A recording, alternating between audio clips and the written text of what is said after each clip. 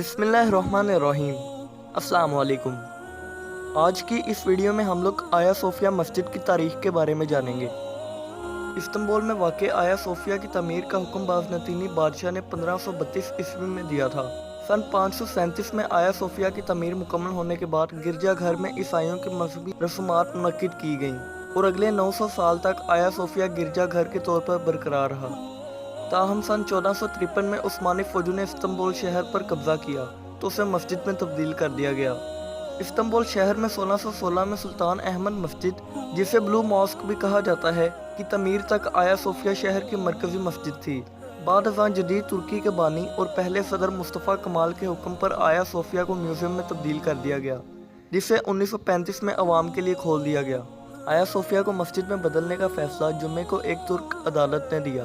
صدر اردوغان نے عدالتی فیصلے کے بعد ہدایت کی کہ اس کا انتظام مذہبی امور کے ڈائریکٹوریٹ کے حوالے کیا جائے اور حکم دیا ہے کہ وہاں نماز کے لیے انتظام کیا جائے۔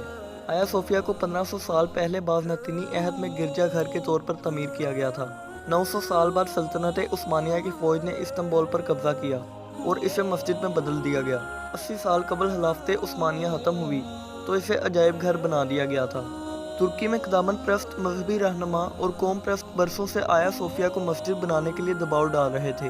تجزیہ کاروں کا کہنا ہے کہ صدر اردوغان نے ان کوششوں میں اپنا حصہ ایسے وقت میں ڈالا جب ان کی سیاسی حمایت کم ہو رہی ہے۔ آیا صوفیہ کا بڑا گنبد استنبول کے منظر کا لازمی حصہ ہے، جہاں ہر سال 30 لاکھ سیاح آتے ہیں۔ اگرچہ اسے مسجد میں بدلنے سے سیاحوں کو آنے سے نہیں روکا جائے گا، لیکن ناقدین کا کہنا ہے کہ اس کی نوعیت میں تبدیلی سے اس کی کشش میں کمی آئے گی۔ امریکہ اور یونان نے اس فیصلے کو تنقید کا نشانہ بنایا ہے۔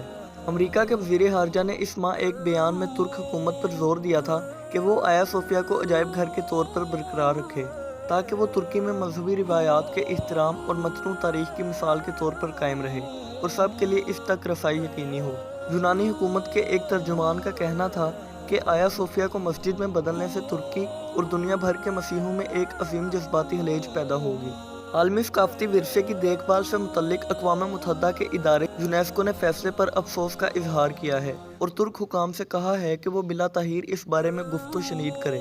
لیکن صدر اردوغان ایک ٹی وی انٹرویو میں کہہ چکے ہیں کہ یہ ترکی کی خود مختاری کا معاملہ ہے۔ مجھے امید ہے کہ آپ کو یہ ویڈیو اچھی لگی ہوگی۔ اگر اچھی لگی ہو تو سوشل میڈیا پر زیادہ سے زیادہ شیئر کریں۔ دعاؤں میں یاد رکھیے گا۔ اللہ حافظ۔ سبسکرائب کریں تیہام ٹی وی کو اور بیل آئیکن کو پریس کریں تاکہ ہر آنے والی ویڈیو سب سے پہلے آپ